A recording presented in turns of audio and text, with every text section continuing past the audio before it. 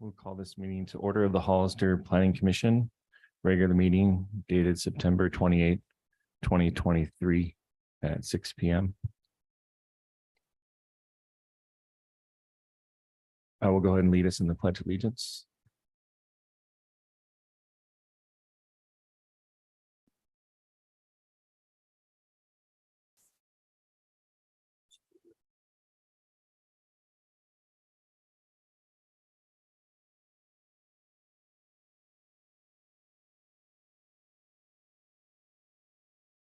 Roll call.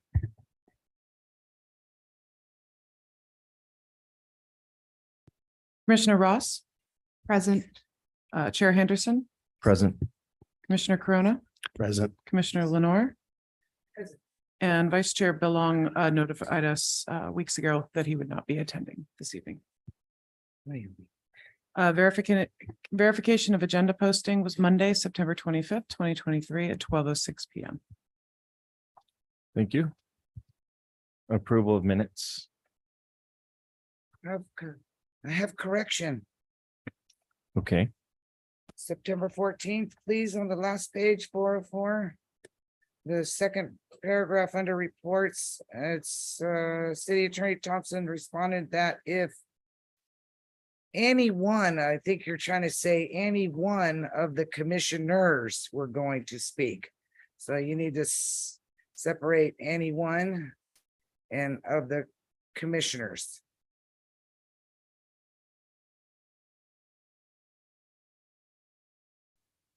Okay. Is the change clear? Got it? All right. Yes. Is there- Okay, any other changes to the minutes?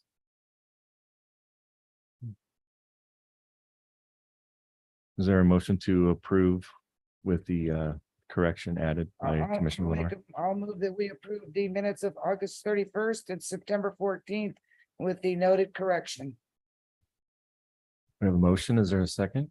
Second. We have a motion and a second. All in favor? Aye. Aye. Motion carries 4-0. Public input. This is the time for anyone in the audience to speak on any item not on the agenda and within the subject matter jurisdiction of the Planning Commission. Speaker cards are available in the lobby and are to be completed and given to the secretary before speaking. When the secretary calls your name, please come to the podium, state your name and city for the record, and speak to the City Planning Commission. If you are joining us by Zoom, please click on the bottom of your screen to raise your hand. If you are joining us by Zoom using a cell phone, please press *9. Each speaker will be limited to 3 minutes with a maximum of 30 minutes per subject. Please note that state law prohibits the Planning Commission from discussing or taking action on any item not on the agenda. Do we have any speakers? I have no speakers for public comment, Mr. Chair.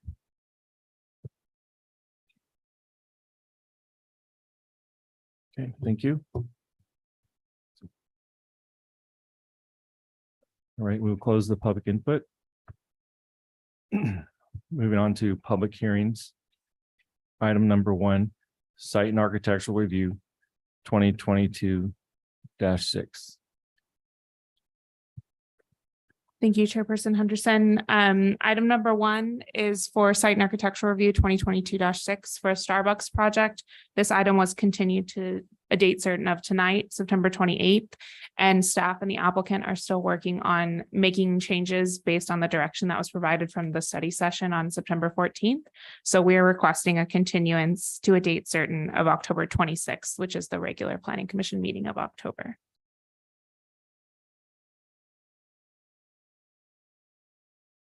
Okay, thank you. Can we get a motion to continue this item to a date certain of October 26, 2023? I make a motion. Thank you. We have a motion. Is there a second? I'll second. We have a motion and a second. All in favor? Aye. Aye. Motion carries 4-0. We'll go to item 2. Tentative map 2020-3. Conditional use permit 2020-3 for a planned unit development site and architectural review 2020-6. So I'm sorry, 2020-16 extension. Do we have a staff report? Yes, thank you. This will be Erica Fraser, senior planner. Good evening. The matter before you tonight is an extension of a previously approved tentative map, plan development, and site and architectural review for a 15 lot residential development with 14 townhomes on it. The project is located off South Street. Access will be taken off South Street. It is surrounded by multifamily, single family, and an elementary school. The project was approved by the Planning Commission back on August 21st, 2021. Based on the resolutions for all three of the applications, the permits were set to expire on August 23rd, 2023. The applicant did submit their final map back in June, but the final map has not been approved yet. And in order to allow construction of the project, the applicant needed to apply for an extension of all three permits. The applicant did so prior to the expiration date, and the Development Services Director approved a minor extension to allow the matter to be heard before the Planning Commission. Section 1640.010B of the Municipal Code requires the Planning Commission to review, approve, conditionally approve, or deny extension requests. It further states that the Planning Commission can impose new conditions on a project as part of the extension request. Extension requests are routed to the city's Development Review Committee to determine if the city should recommend approval of an extension request, and that was done so in this case. When the project was routed to the city's DRC, the fire marshal raised a concern with the project. The fire marshal noted that the approved map did not meet the requirements of the fire code. Based on the statement from the fire marshal, the applicant did revise their plans. So a revised plan is contained within the resolution. And that revision modified the road width from 25 feet to 26 feet to meet the fire code. The Public Works Department also requested some additional conditions related to the city's on-site well and servicing of the well. And those conditions are included in the resolution as conditions of approval number 12 through 15. This was all conducted through the DRC review. This is the site plan of the site. This is almost the same site plan as what was approved by the Planning Commission before. Again, the only modification is that change of the width from 25 to 26 feet to meet the fire code. And just for a refresher, this is what the townhomes will look like. This is from the approved project. It's also included within the project plans that are attached to the resolution. This project is exempt from CEQA due to under section 15332. It's an infill development. It's under 5 acres in size. And in conclusion, the extension request was reviewed by the city's DRC, and their recommended changes are incorporated into the revised project plans.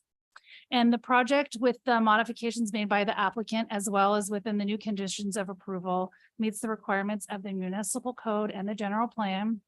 And all conditions of approval under the existing approvals for the tentative map, the conditional use permit, and the site and architectural review will continue to apply in addition to the new ones within the resolution. The Planning Commission has 4 options tonight. One is to adopt a resolution approving the extension. The second is to adopt the resolution approving the extension with modifications made by the Planning Commission. You can also deny the proposed project, or you could continue the hearing and direct staff to provide additional information or clarification. Staff is recommending that you select option number 1 and approve the extension request with the modifications made. That concludes my presentation. I'd be happy to answer any questions that you have. And also, Mr. Chair, our Assistant City Attorney, Jennifer Thompson, is attending via Zoom. If there are questions for the attorneys throughout this whole meeting. Okay, thank you. Any questions for staff? Yes. Go ahead. I know we're here just for an extension, but I was a little curious to see that we granted, the Planning Commission then granted some flexibility, quite a bit of flexibility, minimum lot size, lot coverage, open space requirements. what, and we're not, this is not an official affordable housing project, is from what I was reading. So there's, what I'm reading, there's nothing that says there's any control over how much or how much rent or how much it's for. So what did we get for trade-off on these exceptions to standards? What did the city gain? So the trade-off that you're thinking of is maybe the new plan development, which is not in effect at the time of the No, I approval of this want to know, project. when we gave them all these exceptions, what did we base our giving those exceptions on? The existing plan development ordinance in effect at the time of approval. Which is, what did we gain when we gave them the exceptions? The existing ordinance did not require So anything in no, exchange. of course, no affordable housing, no inclusionary housing, really, they really didn't do anything to perform to get any of this, so I'm really surprised by this. I wouldn't vote with it now. I guess it's the done deal.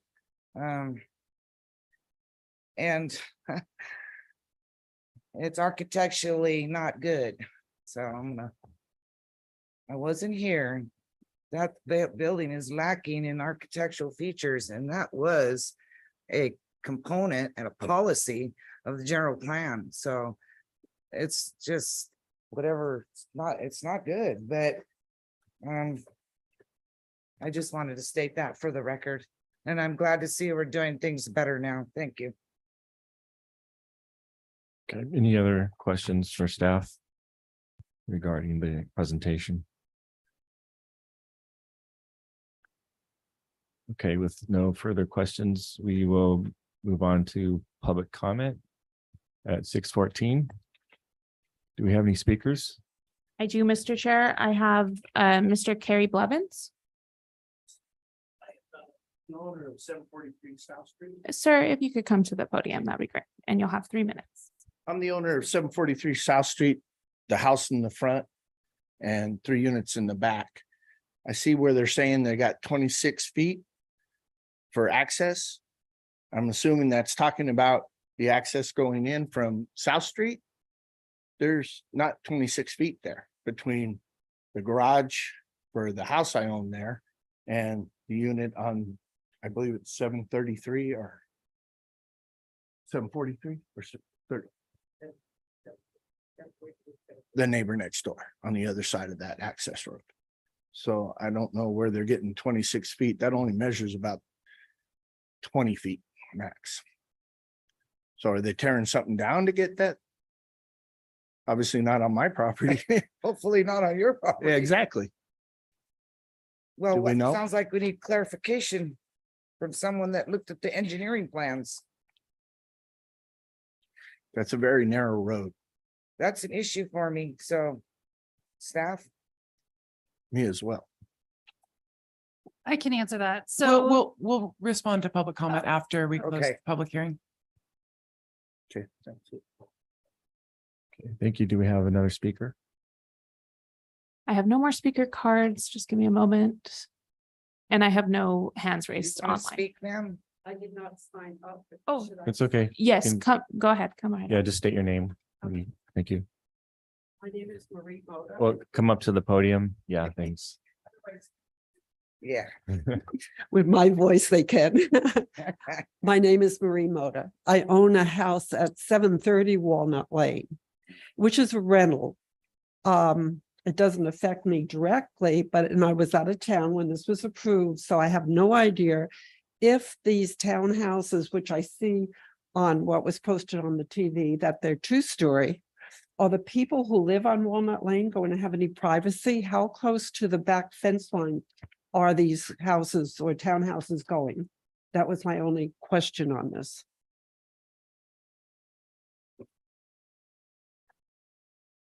All right, staff can note that question and address it. That's the south property. All right. Any other speakers? Do you want to speak? The applicant would like to speak. Oh, thank you.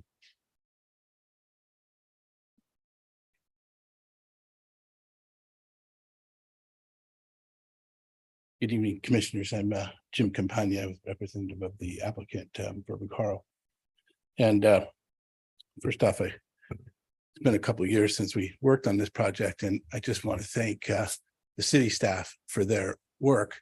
It was quite refreshing to have Christy and Erica working on this. They're very responsive and effective. So thank you, guys. Commissioner Lenore, your couple questions or comments about design.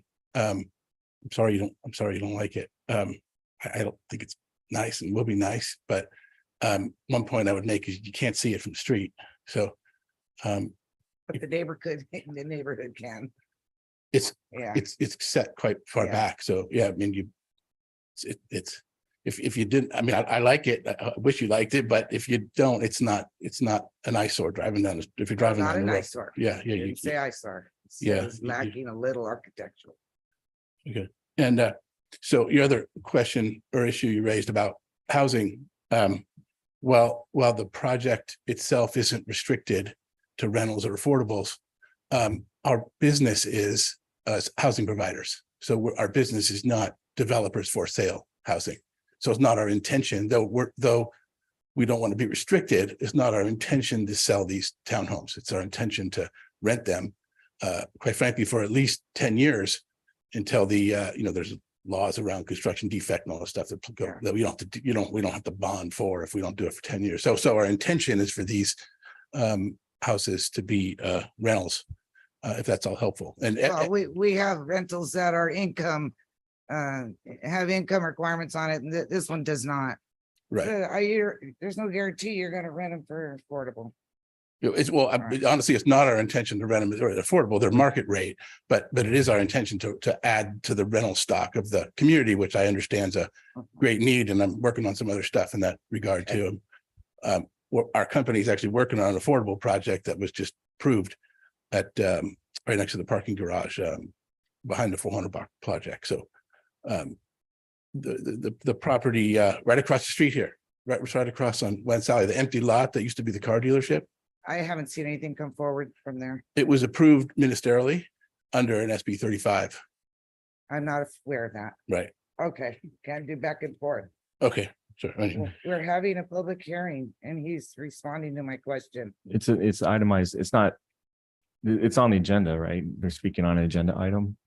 Right, well, your typical rules are to allow the public to speak, and then afterward, you can ask questions of the questions after. applicant. Yeah. Oh, we're not supposed to afterward. speak to the applicant. Well, he's only got 3 minutes, and Thank you. I didn't mean to eat up any of your time.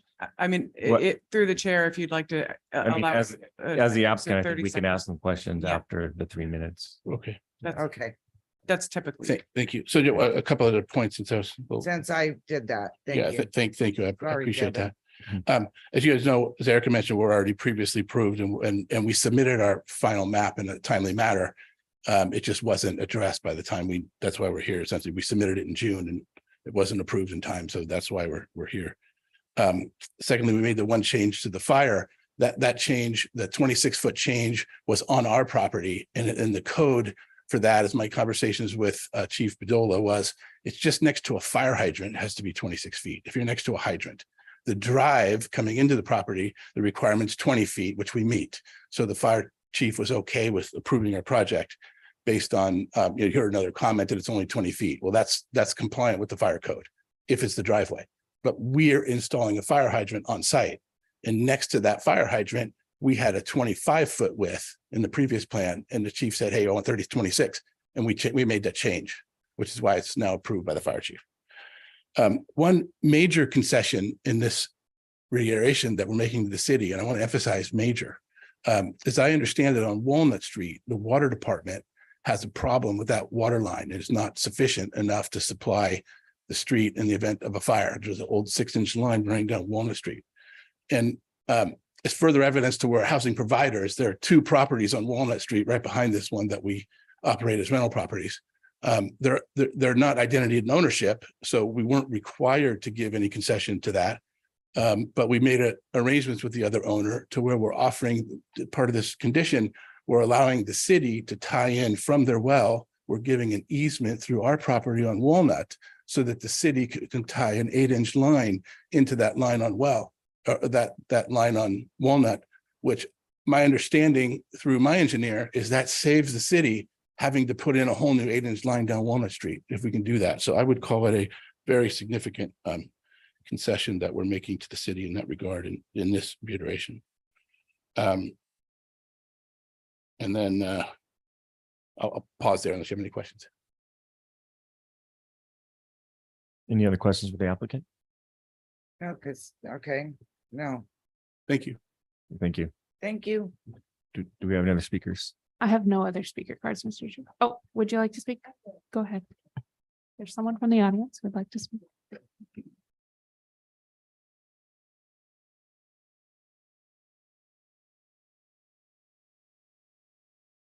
Hi, my name is Misty Blevins, wife of Carrie Blevins, owner of 743 South Street. My concerns with this is when this was approved, we were in a pandemic.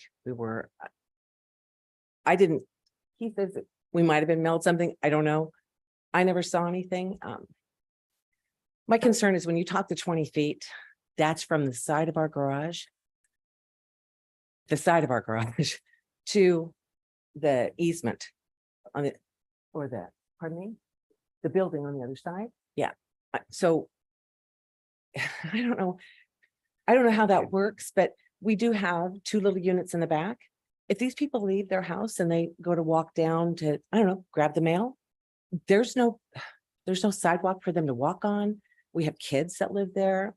They can't leave the house and walk to school. I wish that this would have been that this approval would have happened at a time when we weren't mandated to stay home and not go anywhere. And I don't think that's very fair. We don't even, I don't know about the safety and security of what's being built, because if where our property ends in the back, I mean, it looks like they're putting something on every inch of that property behind ours. I don't want people walking over and imposing on our property and on, I don't know, using it as and the parking. Yeah. We already can't park in front of the house. It's always full of cars. Yeah, from the school and the teachers and parents. It's not ideal for those of us who have been there for years. And I don't know, I wish that these things would be addressed, or that we could have a heads up, know what our rights are and how this is going to affect us going forward. So I wish that we could get a little more information on this and maybe have a little bit of choice, or have somebody hear our concerns before this is just like a done deal. When I heard done deal, I thought, oh, wait, what? We just gotta live with this? I mean, I don't know. I just don't think it's fair to the other people. And also emergency access. Is this just our driveway in and out both ways, or is there an emergency access or another way that maybe we could direct traffic? We could only have maybe entering in on our side and then exiting out somewhere else to maybe cut back on traffic. And Thank you. thank you. Thank you. Any other speakers?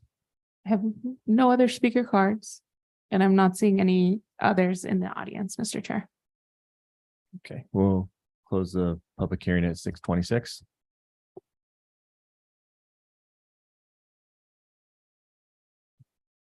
What are the thoughts from the commission?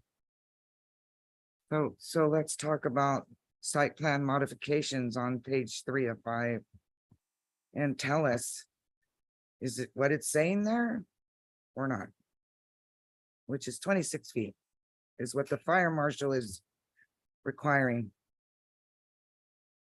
Doesn't say 26 feet in and then go down to 20 feet. Nowhere does it say 20 feet.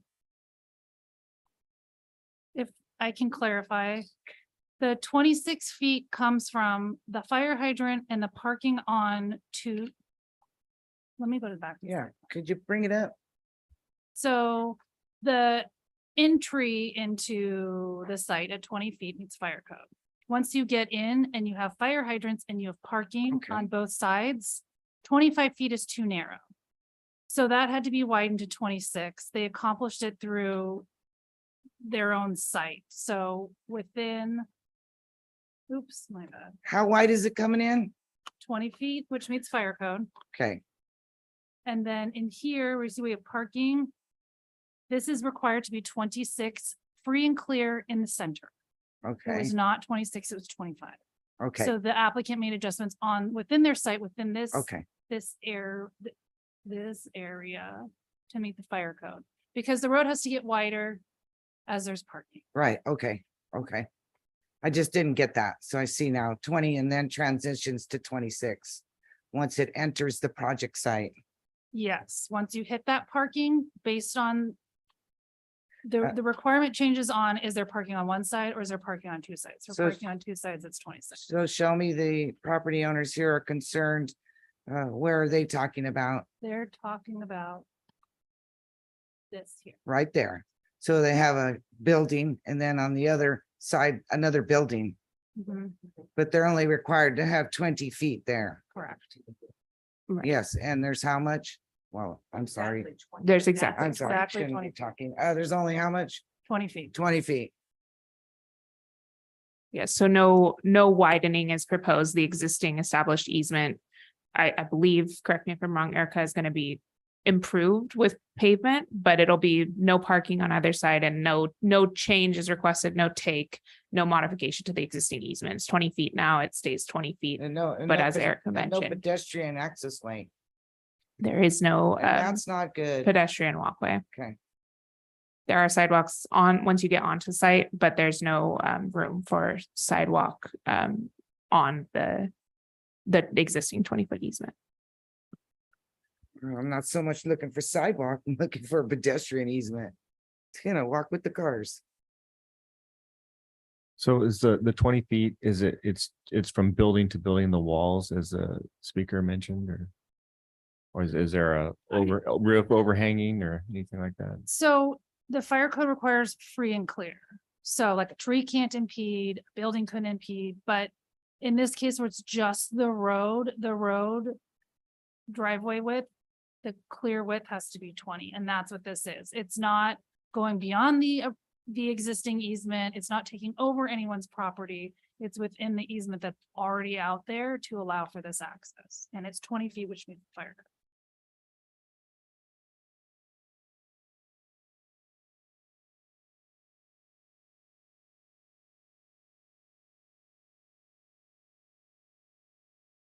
And I would add also, if I may, from a fire code perspective, the design of this site is an adequate T turnaround for the fire trucks. So that meets their turnaround requirements. They're able to pull down to what would this be? The east and reverse, and then pull out of the long driveway going back to South Street forward. So that's also something that has influenced the design of the site, is making sure that there's an adequate turnaround on the site.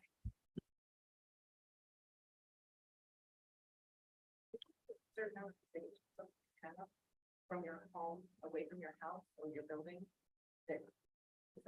Sorry, we can't have public comments over. Yeah, It's my first meeting ever. It's okay. so I apologize. thanks for being here. Um, It's okay. So the easement, so this, the project property has one owner, and then the properties toward the front on either side of the easement are different owners. And the easement's been in place since a long time for this purpose of allowing access. Correct. wanna make because sure that's you clear. Can't have a landlocked parcel, so there's Yeah. an easement in place to allow future Okay, development of a parcel such as this. okay. And then the 20 feet is just, where did the 20 feet come from originally? Was that municipal code? Is that fire code My guess standards, or- was that it met the fire code, and so that's where the easement came. Okay. Do you maintain a list of the 300-foot notices?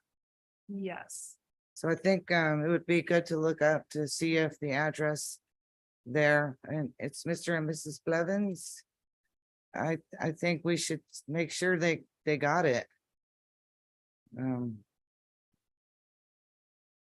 as far as rentals, Walnut Lane, they always go to the property owner, so they don't go to the unit.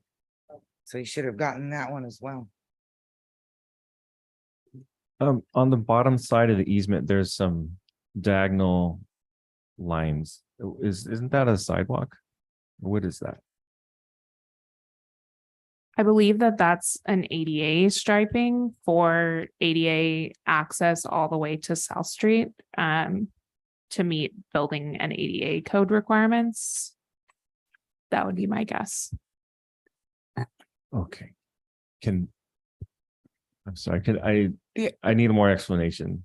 I'm not sure Mr. what, Chair, the applicant's engineer is in the audience Okay. as well. okay, I'd like to invite the engineer.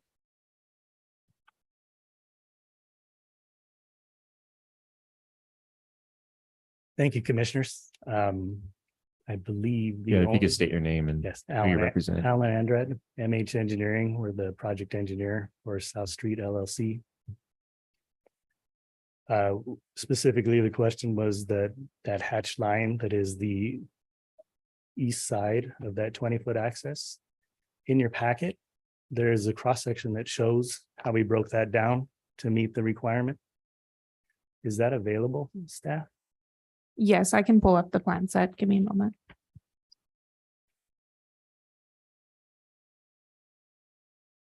So the easement is 20 feet specific to fire code like we've been talking about. That's not exclusive to fire trucks. And so to meet the pedestrian access, we have that section striped for walking. Typical vehicle lane is 12 feet wide.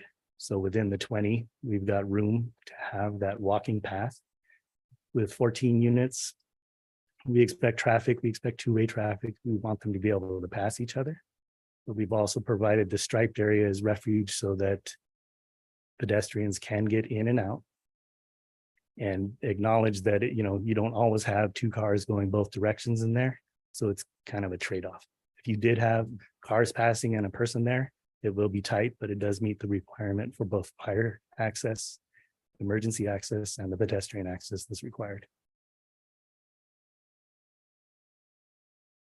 Any other questions for the applicant's engineer?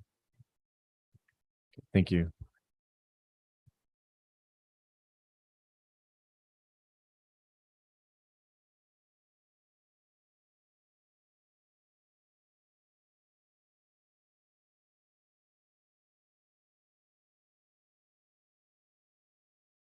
Any further comments or questions for staff?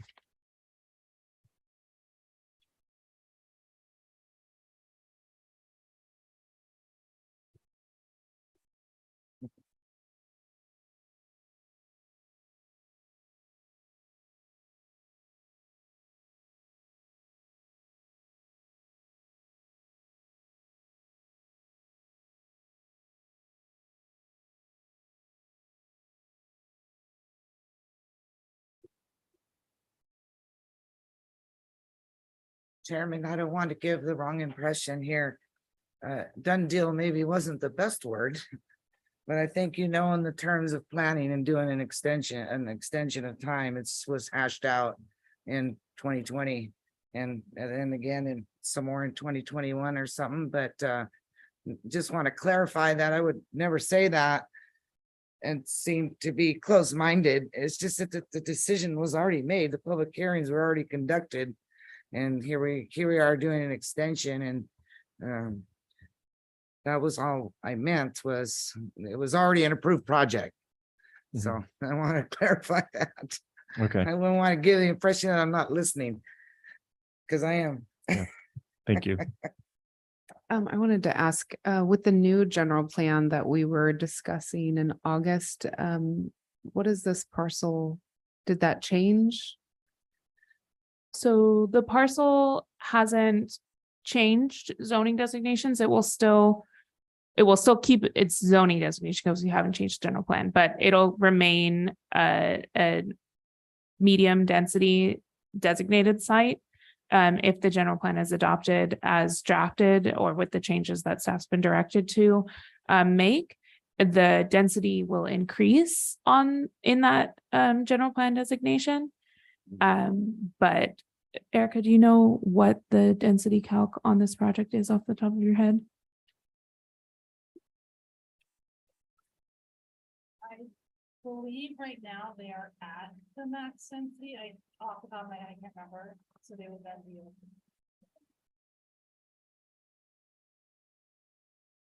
Oh, sorry. It's 17 units per acre. The density. So Which it's, complies with the requirement of the HDR.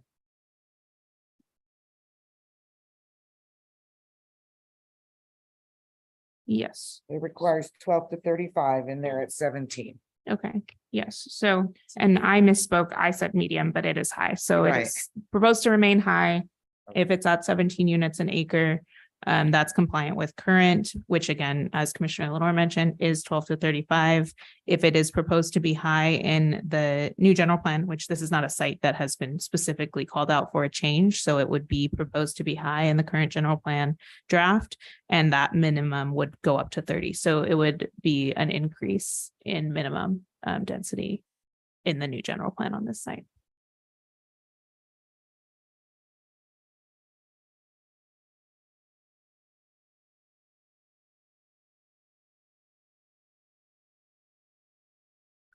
And is it possible for us to ask for affordable housing to be a part of the plan?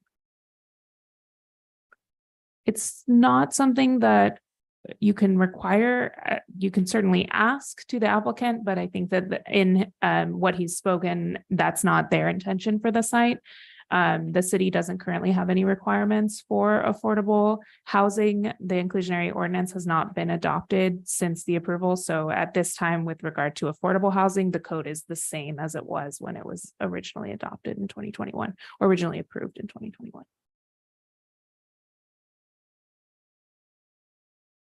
Okay, on what you have showing right now, so the bottom diagram is showing the 20-foot opening between the two buildings. Yes, so these diagrams, I believe, are showing different cross sections of the easement and the aisle going to South Street. So there's some different buildings, and in some parts it's wider, as you can see here. But in some parts, as was mentioned by the public commenters, there appears to be buildings right on the property line and very close to the easement line, which is, or I guess right on the easement line. I think the property line runs directly down the center of the easement between the two properties. So there is a very narrow section of this where you could not widen even if you wanted to, because there is a building here. It would require change to the structure. And then the eaves of the building on the right is actually overhanging the easement. Correct? Is there an issue with that? That's what it appears to be in this diagram. We had not received any comment from building and or fire on an issue. It's possible that there's enough vertical height clearance, but unfortunately I can't speak to there being an issue with that. It was not raised by the DRC. Okay. So we're saying that's a legal width entrance into this development. That is That what passes the muster of the engineering code, the city standards. yes, that is Okay. what the DRC has reviewed Okay. and recommended.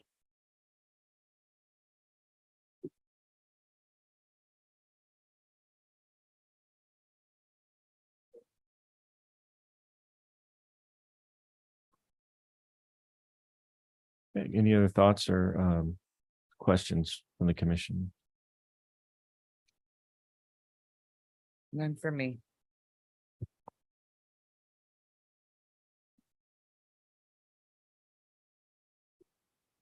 Could you show the options for? Thank you.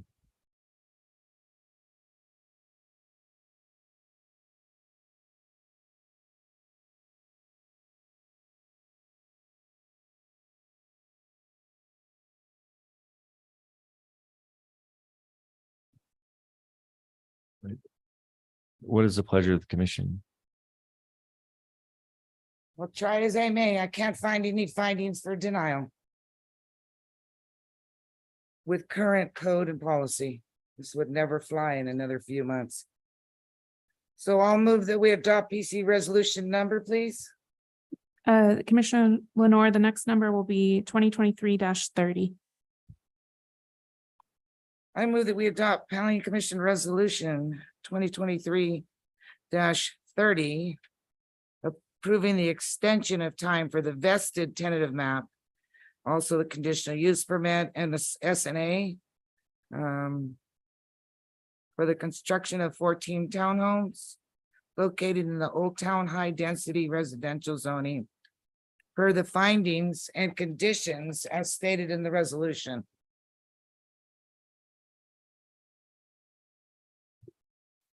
We have a motion on the floor. Any questions on the motion?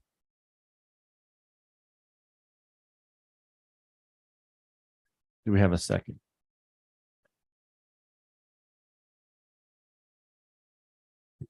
Second. We have a motion and a second. All in favor?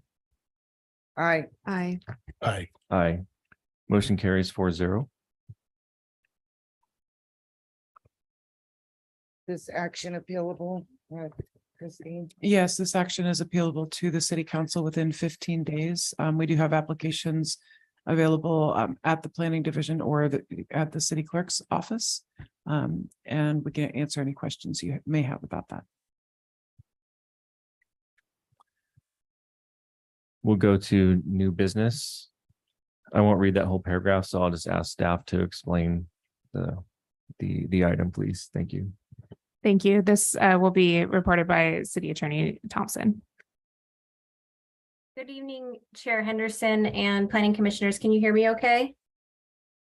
We can, Jennifer. Okay. And I'm not able to turn on my camera. I don't know if there's a setting you can change, Eva. If not, I'll just stay off camera.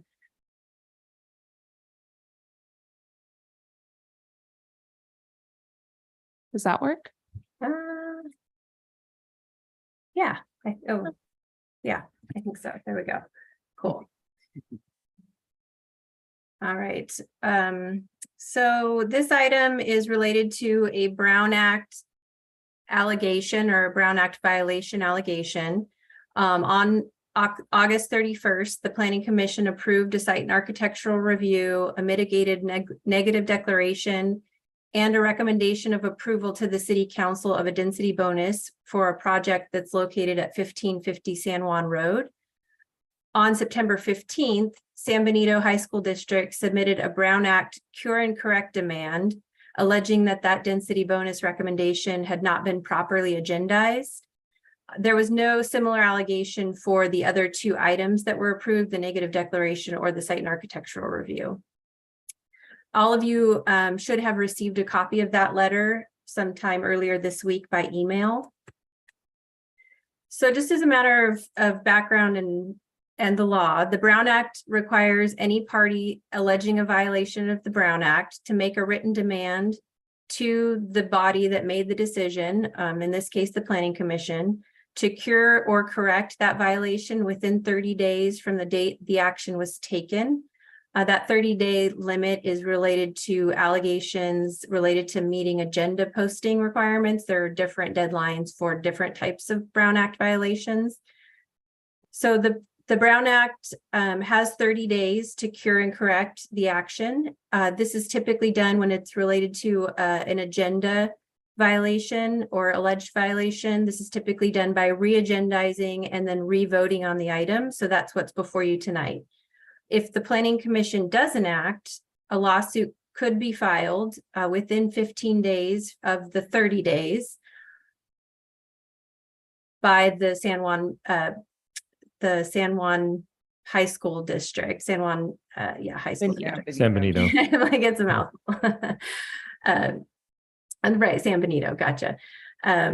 So an alleged violation that's cured and corrected by some subsequent action by the Planning Commission will be dismissed without prejudice, which means that there's no admission of fault. So you're not actually admitting that, and the city's not admitting that there was actually any violation of the Brown Act.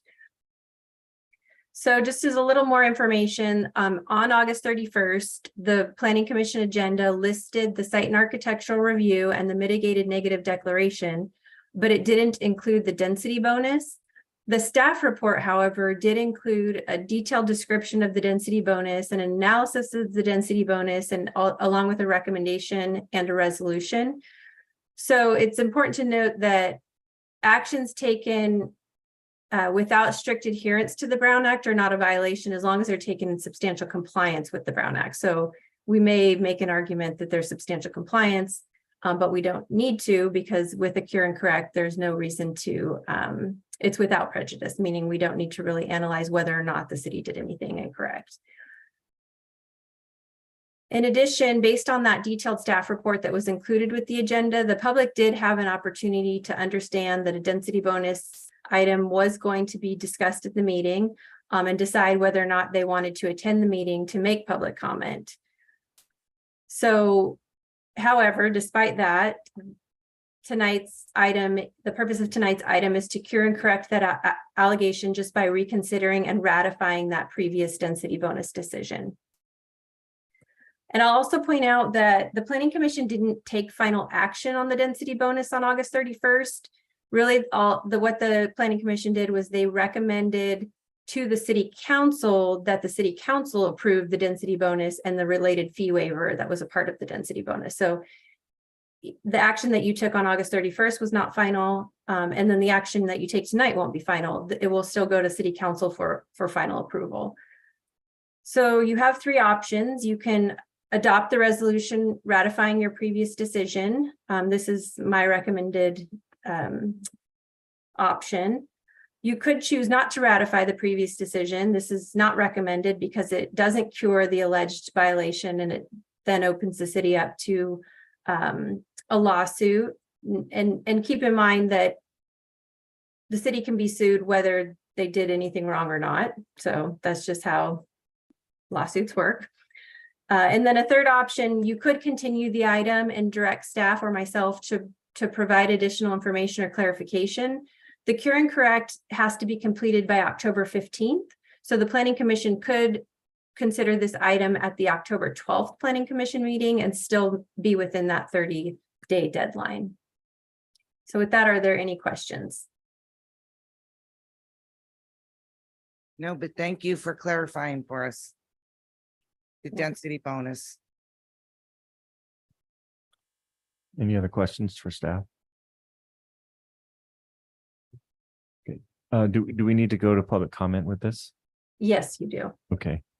If there are no other questions, then we'll open public comment at 6:49. Do we have any speakers? We do. And firstly, I will report out that the same speaker, John Frazetta, has provided a written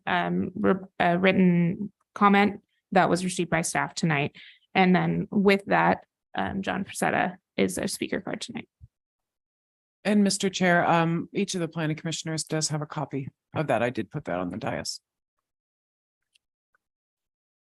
Good evening, Chairperson Henderson, Commissioners of the Planning Commission. My name is John Frazetta. I'm the Chief Business Officer for the San Benito High School District.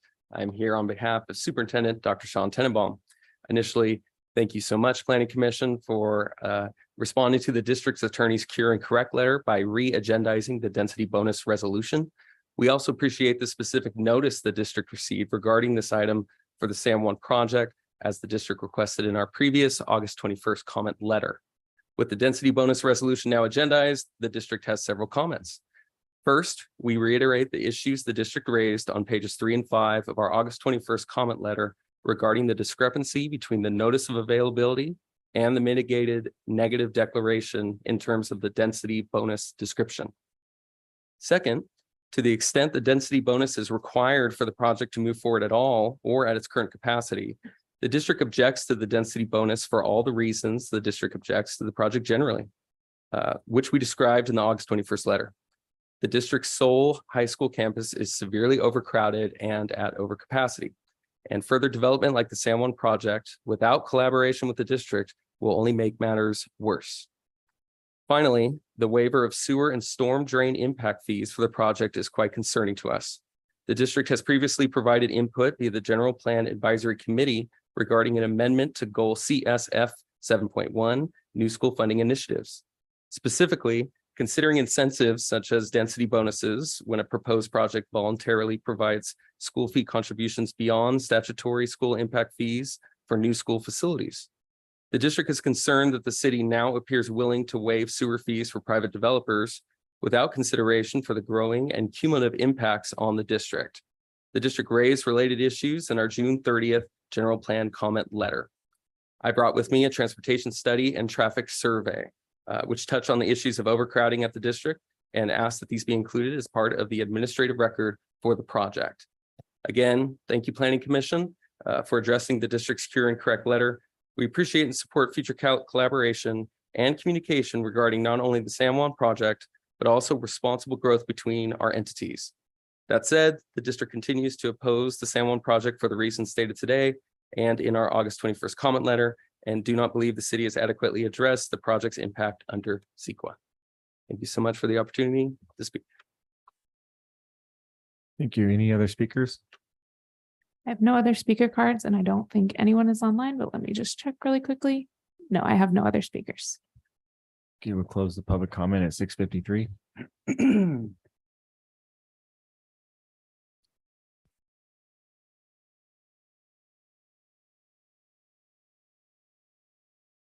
So, city attorney, so we're here to address the issue or the alleged issue about the Brown Act violation, and we're not really here to discuss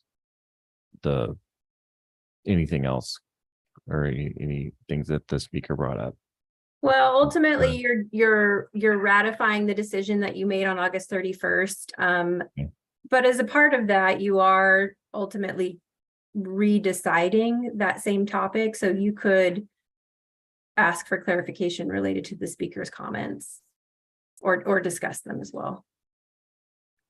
Okay, thank you. That being said, any questions for staff or even for the, yeah, go ahead. Well, as soon as CEQA puts a finding in that says we can have a leg to stand on for denying a subdivision because the high school doesn't want us to build it, that is not the case. You can't make a finding for denial based on that. The other thing, the state negotiates with the school district for what they agree as adequate fees for their school. So if we cannot ask them for anything, we can ask them for anything more, but we can never require that.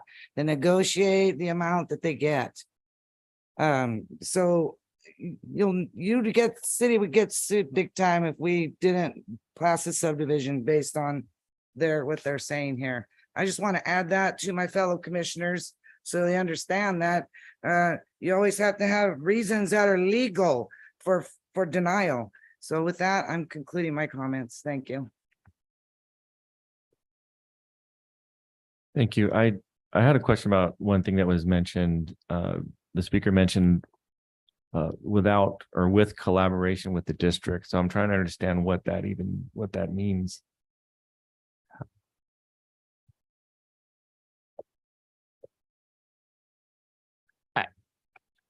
The city collaborates with the district. We send them, they're on our agenda notice list for the Planning Commission. They've been on our DRC list in the past to receive projects, to get comments to us that for projects that may be near a school site, not just the high school district, but also Hollister School District for all the elementary and middle schools. But as Commissioner Lohr mentioned, as far as imposing fees or requirements related to schools, that's not something that the city can do. The schools are their own boards and entities, as she mentioned, that work with the state to establish the fees that they're allowed to impose and requirements that they're allowed to impose on development, and they operate separately from the city. So insofar as that we can collaborate, as has been mentioned, the school district has submitted several letters through the general plan process, and there's been some draft policies proposed for some potential collaboration where allowed in the draft general plan for things such as legislative acts like annexation, where there might be some opportunity for further collaboration between discretionary projects. But to the extent that we can, we definitely try to work with the district. But in some ways, many ways, our hands are tied, especially when it comes to residential development, where we have to follow our codes, our general plan and state law. Thank you. I want to just say that I really advise the high school to get on the same page with the state. And it's not going to get any better. It's going to be forced down our throats. It's not going to stop no matter what you say. So I'm sorry, city's got to do what we have to do. And the school should have had that other high school going a long time ago. And that was a lot of parents requesting that. Thank you.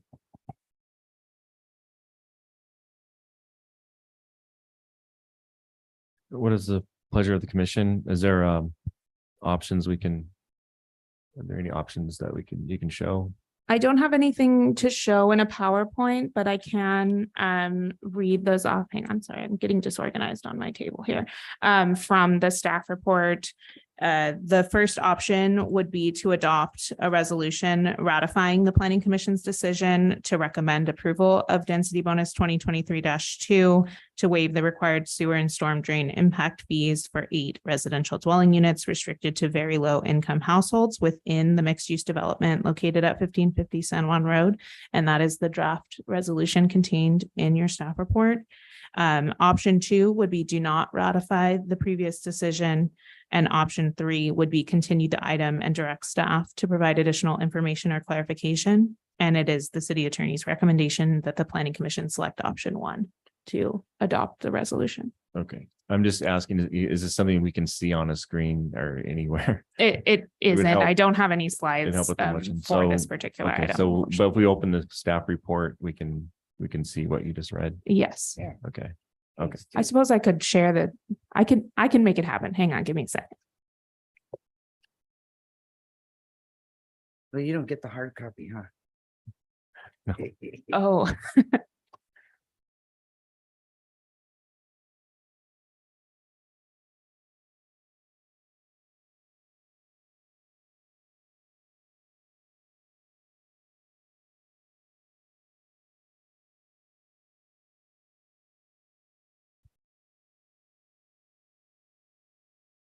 these are the options identified in the I staff report. appreciate that. Chairperson.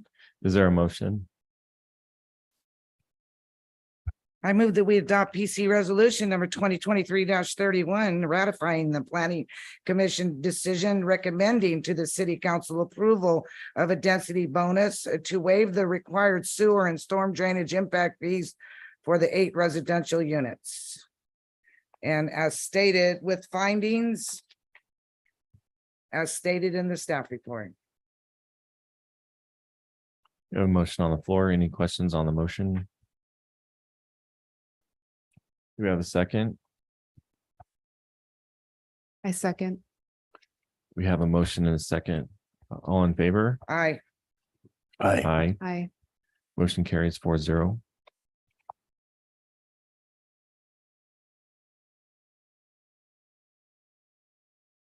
Okay, we have no old business, no study session, and we will move on to planning department reports.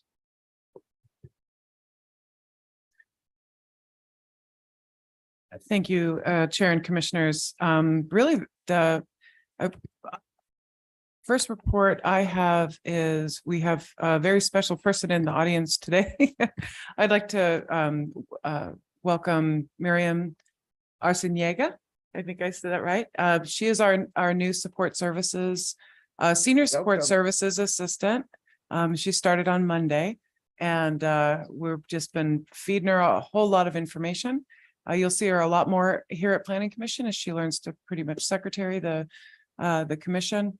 We'll make sure that you all have her contact information and get used to talking with her. So Miriam comes up to us from the County of Merced, where she did a lot of workforce training and has a really, really interesting background. So we're extremely excited to have her. Very, very. Welcome. That was my old job. So welcome. That's awesome. The other thing, as far as training, we do report out at the council meetings, you've probably seen we're reporting training. Just to let you all know, I attended the National Acela Conference. That's it's the permit processing system that the Oh, city will be. Acela. Acela. Estella. Oh, Estella. Acela, ACCELA. Okay. And that's the software that the city will hopefully be implementing within the next about 6 to 9 months for permit processing. And it's just it's a huge, amazing communication tool Great. that we're working hard to try to implement. So I attended that at the beginning of this week.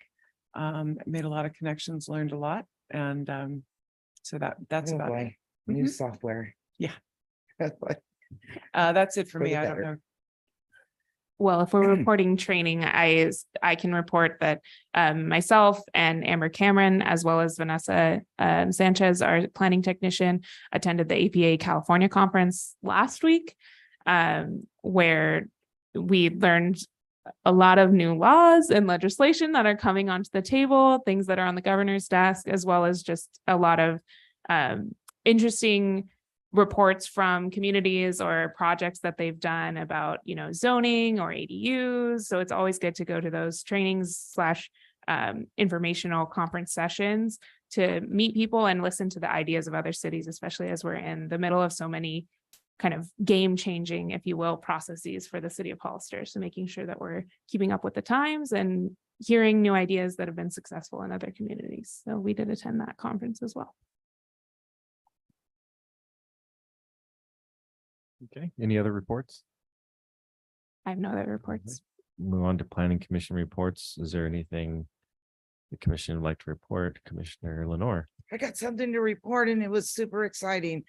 I went not on behalf of the planning commission, but I went to listen to the listening session that is put on by the Bonita Link with the Community Foundation. I hope I'm getting this right.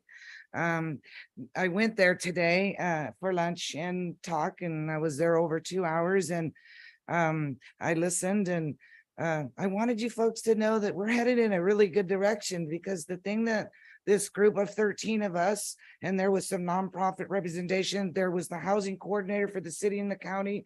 There was a county planning commissioner. There was myself. There was a gentleman from CSDC, Mr. Ariola from Workforce Development, I think was there. So there was all these good folks there, and what they stressed the most. And then ladies representing different sectors of the business community. They stressed that we need mixed use. So they really wanted mixed use, something higher than, better than single family dwelling. They certainly were more interested in having some more rentals, but affordable rentals, as well as affordable housing. They wanted the ADU process to run smoothly. I think it's running smoother maybe than they realized. I don't know if the county finished. We probably can't talk about stuff on, but did you finish your design for the ADUs that they can just use? They don't have to get an engineering. Do we do that like the county does? They have some renderings? Right. We have not Okay. been able to execute that project. We have approval to issue an RFP, but limited staff capacity Okay. to I manage don't that want to get off project. subject, but that But we are was- going to be submitting or that's doing important. an RFP for that. They were interested obviously in more retail, but it was a refreshing air, there was fresh air in the room, because they weren't talking about, we don't want any more houses. They want them, and they want affordability. And they are willing to work with folks to get that.